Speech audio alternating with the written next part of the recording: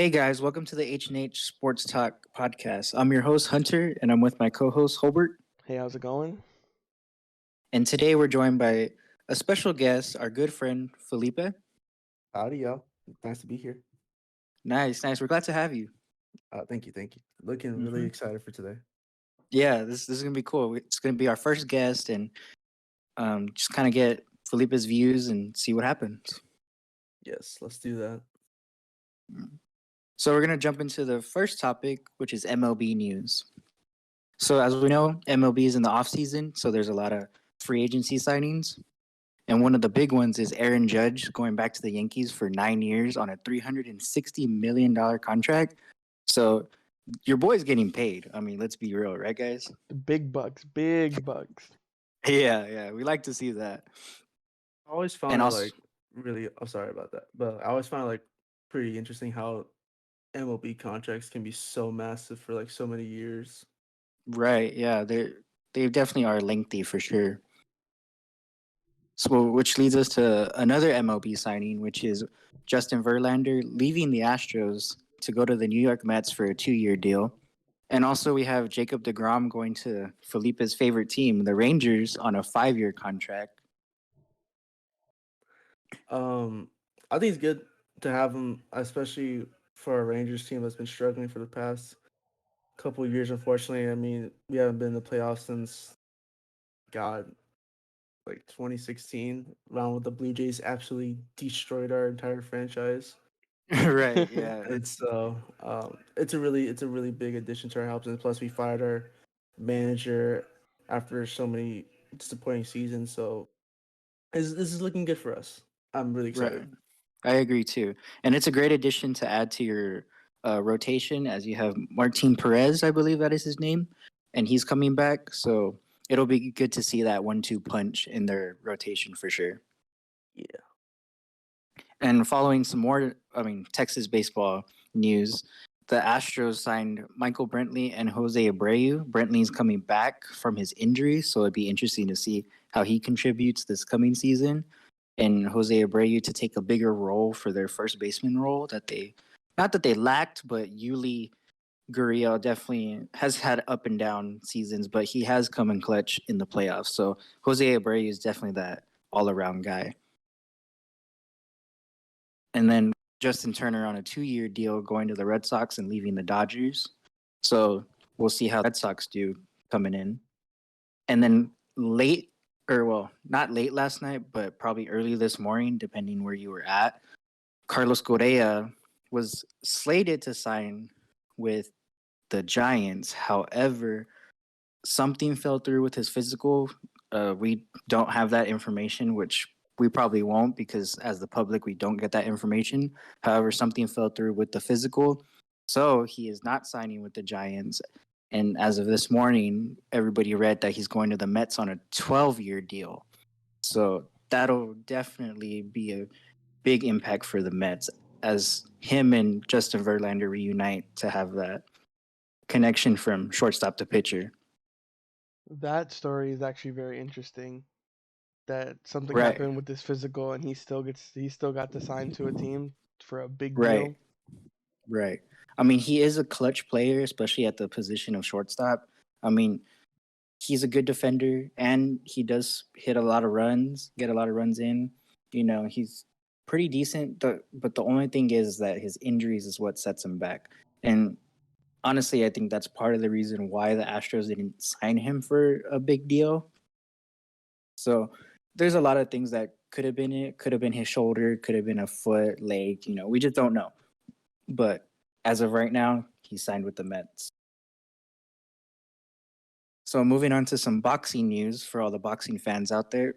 Ryan Garcia has declined his tune-up fight, and I forget the name of the opponent, but he declined that fight so that way he can fully focus on his mega fight with Gervonta Davis later in the spring, which is slated for, I want to say April or May. So that is definitely going to be a big fight to see who wins. Both big punchers, both with a lot of power in their hands, and we're going to see what happens because it's definitely a 50-50 fight. This fight is gonna be probably the fight of the year, in my opinion. I think so too. I mean, you have two really big punchers with a lot of power. Gervonta Davis, he comes in, knocks out almost all of his opponents, and I think he's only been like a full fight with maybe two or three opponents. I'm not too sure, but it'll definitely be interesting to see what happens. Basically, two of the biggest punchers in the weight class. Exactly. And this is slated for a catch weight bout, so this would probably be not at the scheduled lightweight that they usually are at. So we'll see how that contributes to the fight. That's pretty interesting too. I didn't know that part. Right, right. So moving on to some soccer news, as we all know, the World Cup was going on. And in the final, we had Argentina versus France, which was a really exciting game. I mean, I was watching it. I woke up super early to watch it, much as a lot of people did here in the U.S. And it's just a big, occasion. Every 4 years, right, is when they do the World Cup. Every 4 years, you're correct. Right. So it was definitely a big event that was going on in Qatar. And so Messi came through for Argentina. As we all know, Messi, one of the best players in soccer right now. And if not, he probably is the greatest soccer player of all time. But he did come through for Argentina to win his first World Cup, which he stated that he wanted to do. And that's what he did. And Yeah. so, guys, I have a question for you, kind of relating to this. Do you think Messi is at GOAT status after winning a World Cup? I've heard think- a lot of people saying that all he needed was the World Cup win to become the greatest of all time. Right, that's what I've heard too. I always thought Messi was a GOAT before the World Cup. I think comparing GOATs like Cristiano Ronaldo and Messi, like obviously those two players are like the best players of our generation, of our lifetime, even. Right, those are And like two household names that you always hear, Messi and Ronaldo. Mhm. yeah, and so like Messi finally winning the World Cup not only cemented his legacy as the greatest soccer player possibly ever, but also the like one of the greatest modern players we've seen recently. Right, Like I agree. I Mhm. agree with that.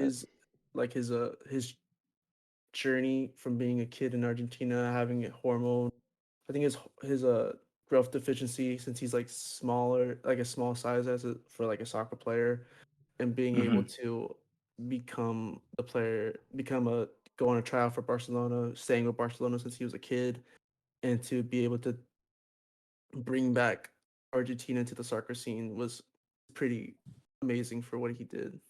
Right, I agree too. Great story from him. Definitely. So moving on to some NBA news. Um, so one of the biggest things, or a couple of the biggest things right now, are like the injuries to star players. So we have Anthony Davis probably going to miss about a month ish with a foot injury, and we also have Stephen Curry probably for about a month out with a shoulder injury. How do y'all think How do that will you affect those teams? Right. It's hard to say with Davis just because, everybody knows how the Lakers are playing right now. So it's hard to see or hard to say more or less how that's going to affect him. I mean, Davis, how many points does he average per game? Do y'all know? So Probably in far, the 20s, like early 20s. Right? Not, yeah. Right. So if it's around the 20s, then yeah, it'll be a big miss for them because obviously, the Lakers aren't winning too many games or, they're not at that star status like everybody thought they were going to be. So it'll be something to look at going forward for this month to see how many wins they can generate without Davis, of him scoring, at least 20 points a game. actually, not to correct y'all, but these past since he got injured against what was the Denver? It was against Denver or I forgot what game he got injured, but the past 3 games he was averaging about 30 points. Okay. He's averaging 27.4 this season, Yes, yeah, that. But which like is the past 3 games, he's been on a The past, tear. wild. And okay. 12 Yeah. rebounds. Yes. So that'll definitely be a big hole in their play for sure. I The think Stephen Curry one, that's the one that's gonna make the biggest impact on a team. For sure. I think so too. I think this is a perfect time for especially for young players like Jordan Poole, Anthony Wiggins, and Andrew Wiggins. sorry, I don't know what I said. Andrew Wiggins, Yeah. sorry. Mhm. For them to basically become, I think that it's preparing them to become the future of the Warriors. Since we have an aging Steph, an aging Curry, an aging Clay, and an aging Draymond. Eventually, those players are gonna have to leave. Right. I think this is like the perfect moment for those younger players to start getting more minutes, more development, and like And stepping become, up, right? yeah, basically stepping up. And like Clay's Hmm. still around. Like obviously Clay is not the same Clay we're known to, especially from last year coming off of that ACL injury.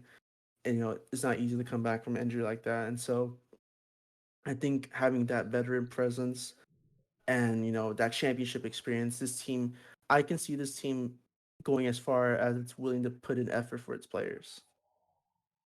So it will be really interesting to see until how this team will be in a month I from now. agree. Right. I have to agree with you on that one for sure. I think they will be lacking on offense until Curry comes back, but I also agree that their young players like the Moses Moody's and the Jonathan Kumingas and the Jordan Pooles will get so much more playing time at the guards that it'll really help them progress and be ready for playoff basketball. Because I think towards the end of the season they will end up there. Uh, Moving on, another big thing is the top of the West right now. It's the Grizzlies and the Nuggets at the top of the West. What do y'all think about that? Personally, it's I think it's awesome to see them at the top. I mean, I think was it a few correct me if I'm wrong. I think it was like a few years ago, maybe 2-3 years ago. I don't remember, but the Nuggets were at a number one spot, right? I Or believe at it least was 2 years ago. right? Okay, that's what I thought. And so seeing them at top, they I guess they could try to find a consistency to where they could stay up top. You know, they have all these key players like Jokic, right? And so Hmm. it'll be interesting to see if they could keep that for sure. What do you think, As for the Felipe? as for the Grizzlies, you have a player like Ja Morant that everybody loves to just watch. He's a crazy player. He does all the dunks, all the plays, and he can shoot. So you have the best of all three worlds, I guess to say. And so it was kind of a matter of time to see him kind of shine, you know, and kind of put his team up there. Because I mean, clearly it's not just him; it's a team effort. But he's one of the main roles, and he's a leader that you would want on a team. I Yes, I think that agree. I think these two teams are gonna make deep runs in the playoffs. I think the Nuggets being on top of the West is pretty awesome, especially with Nikola Jokic. Him being coming back off a back-to-back MVP years, right? Am I correct or am I wrong about Yes, that? you are right. You are correct. And so I think him being like, I personally feel like he's one of the most disrespected MVPs we've had because no one really talks about him as often as like more star known players. Like not saying that he's a bad player, but I just think that like him having help of Jamal Murray, especially that duo would be really hard to beat in the West. And Grizzlies, I think John Morant's one of my favorite players in the NBA. I think he's like very explosive.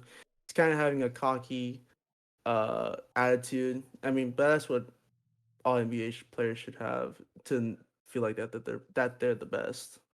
And so it'd be really awesome to see how they do in the end of the year. I agree. I agree. I think these two teams are two of the most fun teams for me to watch. The Grizzlies, you have what they built from just the draft, basically, with Desmond Bain, what is it, Dylan Brooks, Tyus Jones, probably one of the best backup point guards in the league. I think it's really cool to see these two teams at the top. You have Jamal Murray also coming off of his injury and looking pretty good, to be honest. Now we can switch over to the East, which the biggest thing for me is that the Nets are in the 4 seed right now, and they're looking actually really good, which is weird to say compared to the beginning of the season. Beginning of the season, everyone was like, "Oh, Ben Simmons is like gonna be the downfall. Oh, all the Kyrie drama happened. We didn't know if he was gonna play." But since he's been back, they've been actually playing pretty good basketball. What do y'all think about the Nets right now?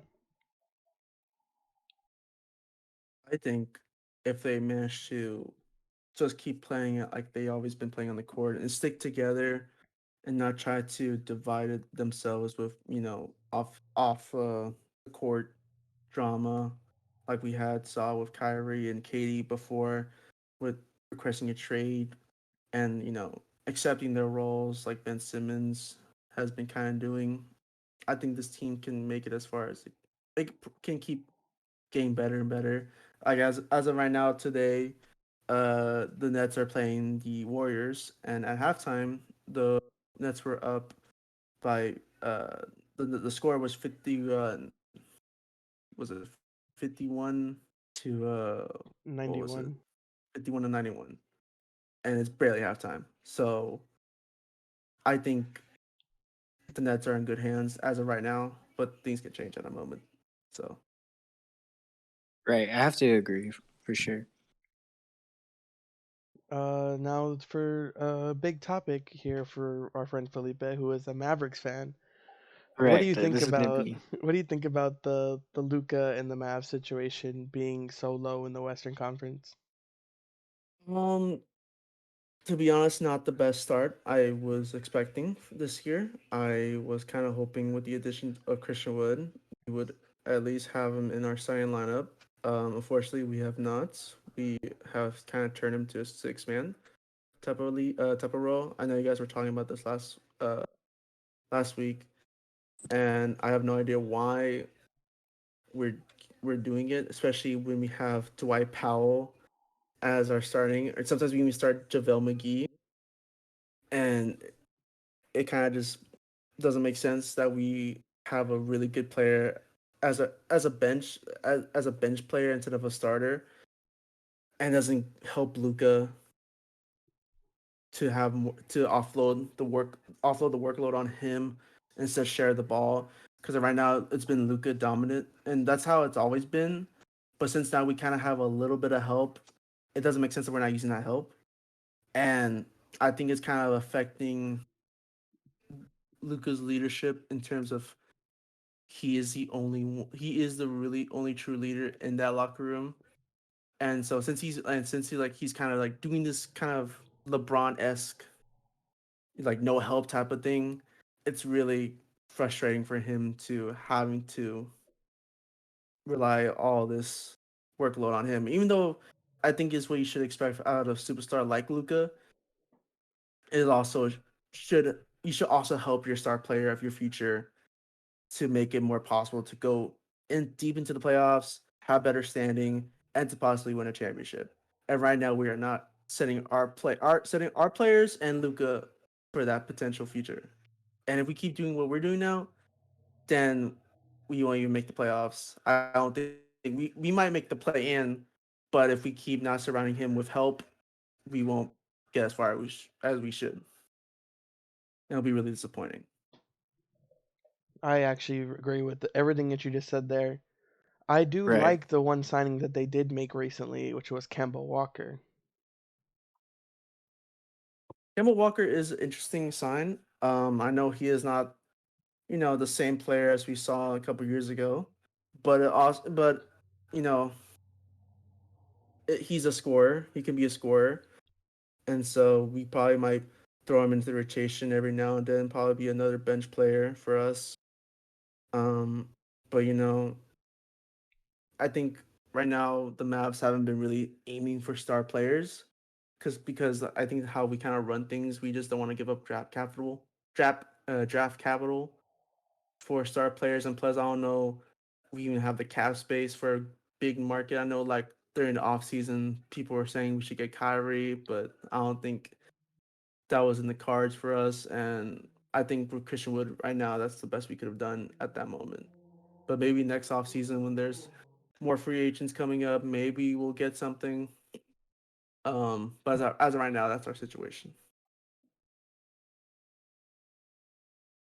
Nice, nice. Do you have anything to say about the Maverick situation, Hunter? Anything to add? I think it's just, I don't know, just waiting to see if anybody else could step up, because like Felipe was saying, having just Luca try to kind of, have everything fall on him, like it's going to be tough for him going forward, I think. And especially if they want to make the playoffs, if they can make the playoffs, it's still a little early somewhat. So, as it's going, we'll just have to see going forward what happens with everyone else, see if anybody else steps up. Yeah. All right. We could move on to the big NFL news going on right now, and we could stick with the Dallas area and talk about the Cowboys. Do y'all think the Cowboys are in trouble after barely beating the Texans and then this last week's loss to the Jaguars? You should go first, Hunter. let's just say them Cowboys are in trouble. I mean, what else can you say? They are in trouble. I mean, it's just you played last week a team that's only won one game in the Houston Texans. Granted, they've had close games. It's been close for some of their games, but for the most part, you're Dallas. You're in the playoffs. You're second in your division. You know, you blow out a team like that has star caliber in the Vikings, but yet you can't beat a team that's only won one game. That's just unacceptable. And then you go the following week, which this was this past Sunday, and they play the Jaguars. And what happens? Y'all were riding a high horse the whole time. Everything was going well. This, that, everything fell into place. And then you lose to them in overtime. It's just unacceptable. Going off of that, I think the way we've been playing the past 2 weeks, if we continue that, we will it'll be another year, will be another first round exit, as it's way too common for us, because it's not always the opponent that beats us, it's always the Cowboys that beats themselves. Right. And So and if you look at the way the game ended, I mean, like, what are your thoughts on that, Felipe? Because I know you're a Cowboy fan as well, and you can kind of hear the frustration with me, but like the way the game ended, like, how did you feel? I thought we shouldn't have been in that situation in the first place. We were up by 17 points. Exactly. So all of a sudden our defense has kind of been lackluster, to say the least. These past 2 games, we have been letting teams that shouldn't be as good against our defense somehow become even better. And so I don't know what's been going on with our defense. It's either we're not taking the game too seriously, players are not doing their jobs, or we're just kind of in that mid-season form where we just don't improve and we just Right. kind of accept where we are.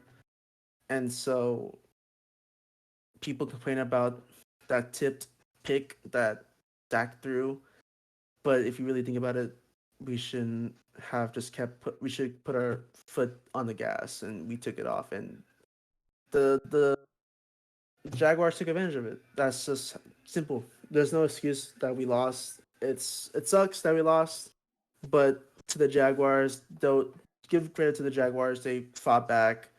They managed to overcome every single turnover they did. Even after that Lawrence fumble, I thought the game was over, but they managed to stop us, and they were able to get the ball back and force it OT. We just can't have mistakes like that. And so, give credit to the Jaguars. They beat us.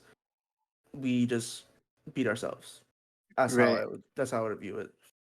At the end of the day, the Jaguars were the better team that day. So For sure. Like they say, any given Sunday. Any given Uh, Sunday. we can move on to the biggest comeback in NFL history.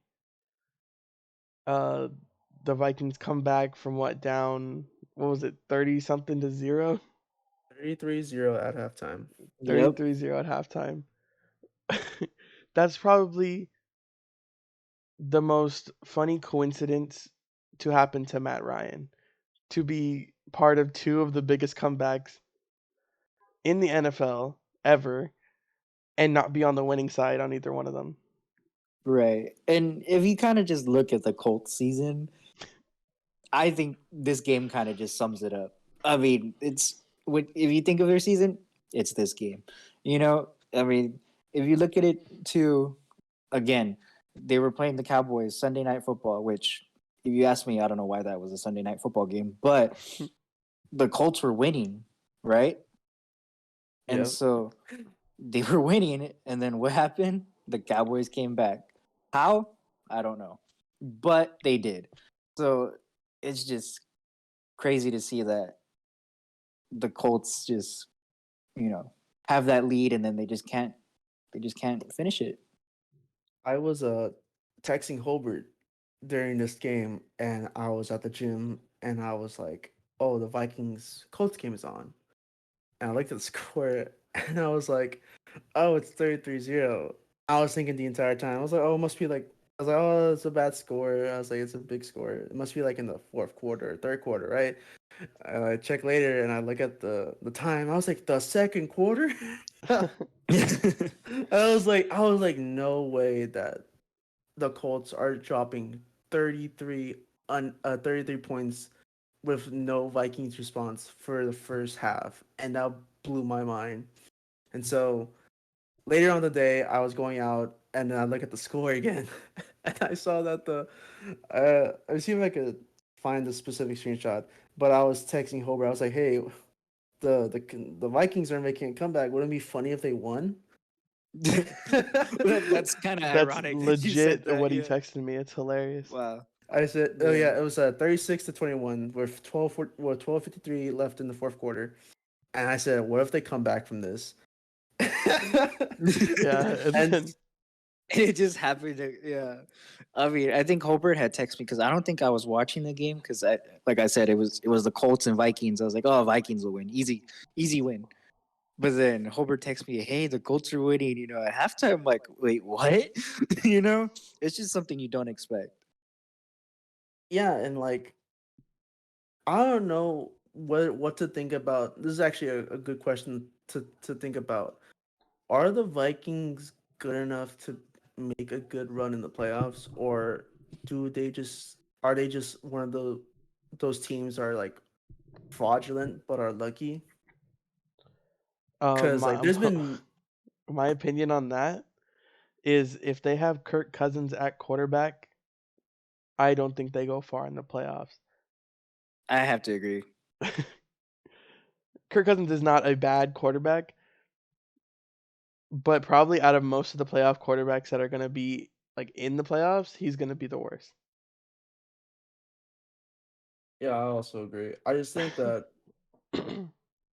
I like statistically it doesn't like I'm just it's every week with the Vikings. You never know what you're gonna get out of them.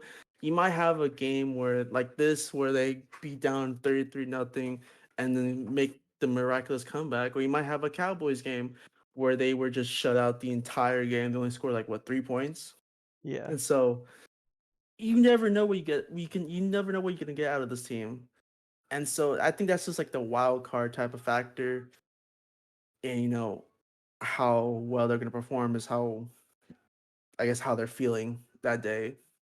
Type of feeling dangerous type of vibe, Baker Mayfield type of type of stuff, or maybe lay a goose egg. You never know with this team. Another big story that happened was the last play of the Patriots and Raiders game, which was probably the dumbest play I have ever seen in my lifetime. And I I watched a didn't. butt fumble. Yeah, I didn't even know what was happening when I watched it because I think I watched it maybe like an hour or two later, right, Hobart? Because I Yeah. think I had texted you about it or you text me about it, and then I still didn't watch it when it happened, and then it was a few hours later, and I was like, what did I just watch? Like, what are we doing? You know, like, what are we doing? So it's like, I don't know. I don't understand that you're running the draw play, right? And you're like, oh, let's just get some yards, maybe get down and spike it if we have a chance. But if not, just run out the clock and let's go to overtime. And then Ramondre Stevenson decides, oh no, I want to pitch it backwards. Let's make a play. Jacoby Myers is like, oh, we're doing this now. Like we're gonna ladle this around. And he just decides that he wants to throw it 20 yards backwards to the slowest guy on the field, Mac Jones. Probably the guy that you want to have the ball least in like a lateral situation.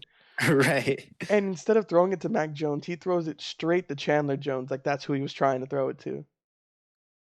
And Chandler Jones catches it, and it looks like he's so surprised, and he just turns and doesn't run over Mac Jones. He walks over Mac Jones. Mac Jones looked like he was trying to take a charge.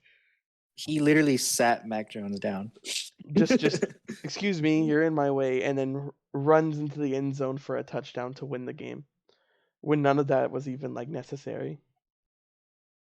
I know. I think that Jacoby Myers forgot that Chandler Jones was on the Raiders because he thought he was a Patriot for a second, and so he was used to Chandler Jones being on the field. He's like, I know that guy. There is one controversial moment in this game, and I didn't watch the game. I don't think you did, Hunter, either. Did you?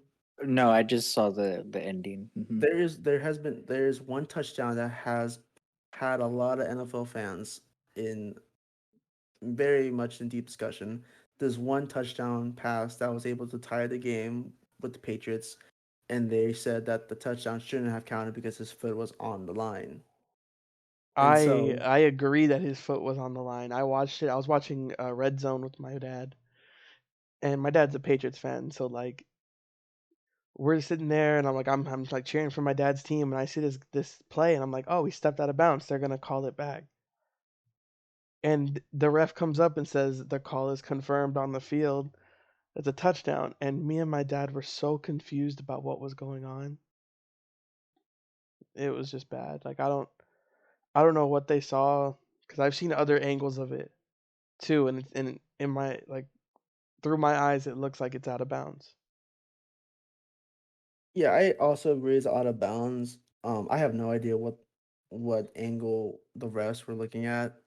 There is no unless unless they at like a freaking pixel like angle see all his foot wasn't on the white line, then I think we're having a different conversation that the Patriots would have won this game most likely.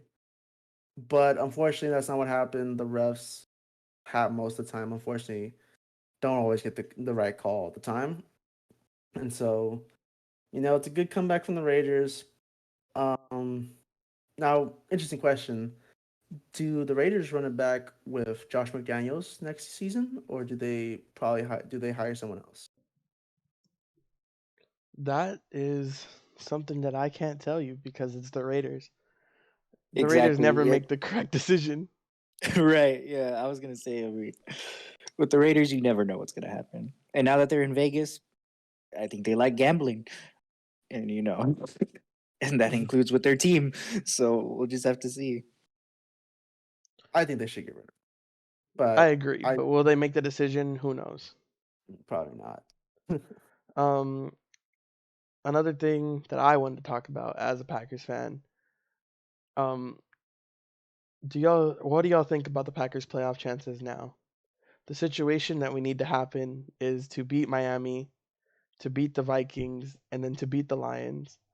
And we need the Seahawks to lose one game, and we need the Commanders to lose two games. To be honest, you guys probably have the most toughest road to even make it to the playoffs. I think so too. I mean, for the Commanders and the Seahawks, kind of little situation right there you got going on, that's probably, something you could bet on for sure to happen. But uh, the other three, I mean, the Lions gave you all a good game, and Yeah. then you have the Vikings too. Did y'all play the Vikings already or no? Yeah, we played the Vikings week 1. Right, and then that was a loss, right? Yeah, that was their best win of the season. Right. So, yeah, I mean, it's gonna be a tough road, just like Felipe said. I think. I I think think this even this Dolphins game is going to be the how you say, it's going to be the make or break game. It's gonna be the tall tale sign, right, to see Yeah. whether y'all fall through or go through. you guys are going to truly have to run the table. Um, yeah, Miami, they came off of 2 losses already. Mhm. They're gonna try. They're still alive in the AFC East, uh, division, especially if all teams besides the Bills losing, they're still alive in the playoff race. So Miami's definitely gonna give you a game. Vikings, they already clinched the division, but they're still gonna try to get that 1 seed, hoping that the Eagles lose some games. Mhm. And then the Lions, they're on a really, really hot streak. They started the season 1-6. So Yeah. like before, then they went on a freaking insane winning streak, and now they're 7-7. Yep. That's crazy. And so they're gonna give you a game too. So you know, Aaron Rodgers is gonna have to figure out, or basically the entire team is gonna have to come together and be like, what can we do to make sure we have a good enough chance to win these games, especially with these tough opponents coming on our schedule. Yeah, and you brought up the Lions. Another topic I wanted to talk about was how how do you think the Lions will make the playoffs over the Packers?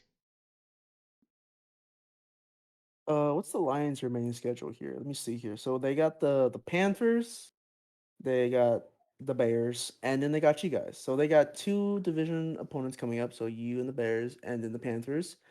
I think their win against the Jets was really impressive, especially coming from their really good defense. And so I think they have a more better chance making the playoffs than the Packers, just because how they've been playing and how their defense be- becoming was one of the worst defenses, or the worst defense in the league earlier this season, to now improving to be like a manageable defense, like at least a okay defense. And so I think with Dan Campbell coaching that team, Jared Goff playing out of his mind, and all the offensive and defensive things, defensive players are clicking. I think they have a good chance of making the playoffs. I would love for them to make the playoffs. I think it'll be amazing for them to make the playoffs after so much heartbreak, so much struggling. Losing Matt Stafford. You know, I think it'd be great. Yeah, it'd be cool to see him in the playoffs. I think that would be the only other team I would want to make the playoffs besides the Packers. Like if the Packers lose to the Dolphins this next week, I am a Lions fan until they're out. Until they're out. Because That's cool. they are in the same division as the Packers. So most people would be like, "Oh, you shouldn't like them." But I don't know. I just love this team. I love Dan Campbell. I just love the whole group that they have going. I think they can make I think they could surprise people basically. Right.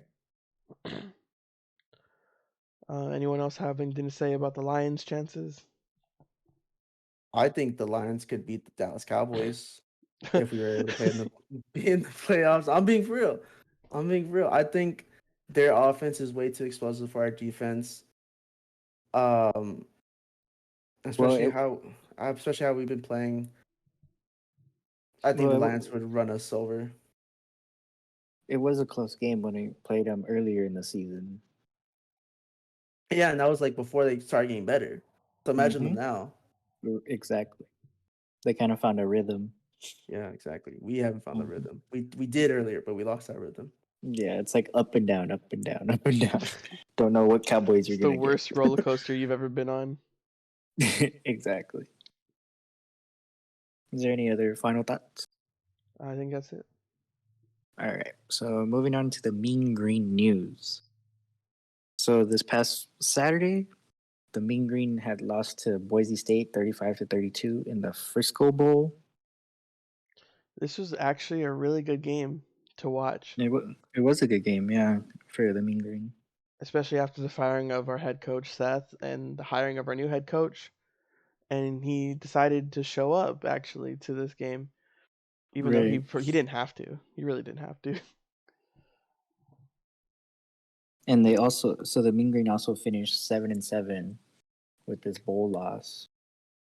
So that puts them right at 500. Which honestly is way better than I thought we were gonna be at the at the beginning of the season. After seeing kind of how it was with our offense and our defense. I will say that even though we did lose this game, we did perform way better than we have been in these past couple bowl games. I think last year when we played against Miami, we weren't even close to even making it a game. Yeah, that Um, was kind of Yeah, embarrassing. that was not a good game. Yeah, I remember Hunter was like, "Man, it's Miami, Ohio. We're gonna beat them." And it did not I go think I said well. I was like, I think we have a chance, and yeah, we had no chance whatsoever. I think it's and also it's kind of, I think it's funny. No one knows, but I have a very deep personal dislike towards our former coach Seth. Um, I think I been wanting him gone, but now since he's finally gone, the fact that we almost won and almost had the game was kind of ironic that we made it closer than he's ever had during his tenure here. Yeah, So you truly maybe have a this good thing. hatred for him. I hate that guy, dude. It makes me upset He every hates time I that saw guy. him. Yeah, I shook his hand one time, and that one time I was grateful. But ever since then, I hate that guy. But I will say one highlight from the bowl game, I have to say, comes from the kicker, number 0, as we all know as Ethan Mooney, gets an unsportsmanlike conduct for throwing a punch. This play was Now, wild. this play was wild. So kind of like a little breakdown is Boise State's quarterback was rolling out to the right, I believe, and he was running out of bounds. And then Larry Nixon, one of our linebackers, gets the hit. And then following that hit, he was already out of bounds. And then number 99, Cam Robertson, gets the late hit out of bounds. So then it just starts a whole flurry. A whole shoving match between both teams on the North Texas sideline. Right. And so on TV, they recorded kind of what was happening, and everybody was coming out. There was like coaches, players, and then right at the end, or not the end, but in the front of the pile, there was Ethan Mooney wrestling. I don't know his name, but it was just a bigger dude than what he was, An and offensive throwing a lineman. right and throwing a punch. So it was just funny to see that. It was honestly a great moment to see, as we called him, the GOAT, Ethan The Mooney, goat, just throwing the a goat, punch at Ethan Mooney. someone probably twice his size. You know what? We Yeah, like that. We like that from dedicated from players. Ethan Mooney. We Yeah, love that. yeah. Good teammate. Good teammate. hmm And another interesting thing that happened at the fourth quarter was that KD Davis got hurt. Star linebacker, probably top 15 in tackles this season in college football. Heading to Right, the draft also, so I think right. that might He affect his just draft announced stock. that. hmm Hopefully it's nothing big. It looked like a knee injury, but couldn't really tell, and there's no real word on it yet. Right, that's just something we have to look at and see in the future. I hope it doesn't mess up his draft stock because I hope for him to go in the late rounds, probably day 3 of the draft. But we'll see how it goes and if what the injury is, and then we'll probably talk more about it when we know all the information. Right.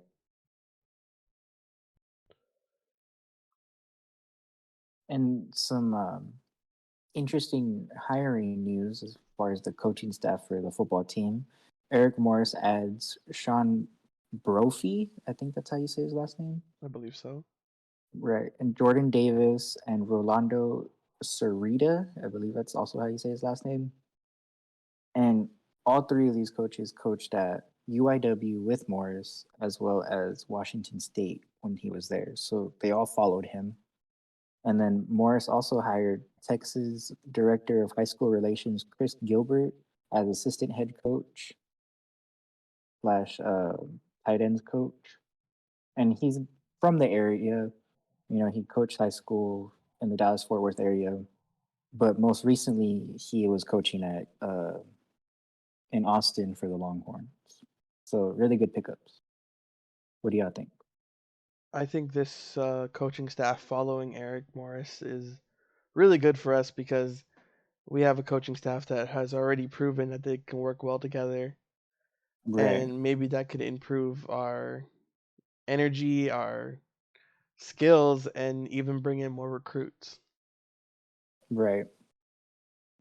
What do you think about the new Yeah, coaching staff, Felipe? I think it's good, especially with these coaches coming from, you know, better conferences than us. You know, especially us coming to a moving into a newer conference, the American Conference. You know, it's gonna mhm, be, you know, we needed a new coaching change, needed some new leadership. And, you know, this is exactly what we needed. And so I'd like the initiative from Eric Morris coming down when the announcement was made that he's becoming the new head coach for the Mean Green. And so, you know, I think that's a good thing, a good sign of things to come. You know, we have a dedicated head coach, you know, willing to make the effort to have wins and to make the Mean Green a household, not a household name, but like a, I guess like what to say, like to become a better program than it's ever been. Yeah, I agree with that. same here. More Mean Green news, but switching over to the basketball side. Also Saturday, same day as the bowl game, North Texas played in the Hall of Fame Classic against UMass. Um, this was a very, very physical game. There were bodies flying everywhere for loose balls. There was uh, low scoring for most of the game until probably about the middle of the fourth quarter, and Right. then the Mean Green pulled away and started scoring, started getting to the free throw line. What did y'all think about the game that happened? It does help with the net rankings, right? That's what it is. Yes, the net rankings. Yes. So I think that's a big win for that, and it helps that. I think our uh, I think our defense was amazing. Um, you know, playing against UMass, aka UAS. Um, Yeah. I That think was a good one. That was a good one. um, I think the way we were playing was pretty good overall, and just pressuring everywhere we were, and then Perry being the goat he is, you know, Right. him being the main scorer, you know, it's gonna be really interesting to see how this team is gonna be playing against the Conference USA teams. You know, I know right now we're what fifth in our conference because we haven't played any conference games. Right. Uh-huh. So when it comes the end of this month or January time, when we start playing our conference teams, I'm really excited to see how we're able to play against players are kind of our type of level, and to see how our chances is into the CUSA tournament this March, and hopefully we have a bid to make it to the dance. My that's what my kind of goal is for this team, is to make it again to the dance. But I agree. it Make it to the got a big long way to go. tournament. Yes. I agree. Conference play actually begins tomorrow against UTSA in San Antonio. In San Antonio, yeah. So, another thing that I didn't mention about this last game against UMass is Matthew Stone. Matthew Stone was everywhere on the court. He was playing great defense. He was getting almost every rebound. And I think in the last like 6 minutes of the game, he scored all like 9 of his points or all 10 of his points, which has helped us break away from this really close back and forth game. So I'd like to see how he does once conference play starts. I would have to agree. Me too. Got a lot of things looking forward to this season. Yes. Mm-hmm. It's going to be a good season for us. Hopefully we can make it to the big tournament. Anything else? Anyone has anything to say? I don't think I do. I'm pretty much said everything I wanted to say. All right. If you like this podcast, please like, comment, subscribe. Tell us your opinions about all the topics we talked about. Tell us who you think is going to make the playoffs in the NFL. Tell us about what you think about the MLB signings. And I think that's it for us. I was your host, Holbert. And I'm Hunter. And this was our guest, Felipe. See ya, guys. All right. See ya.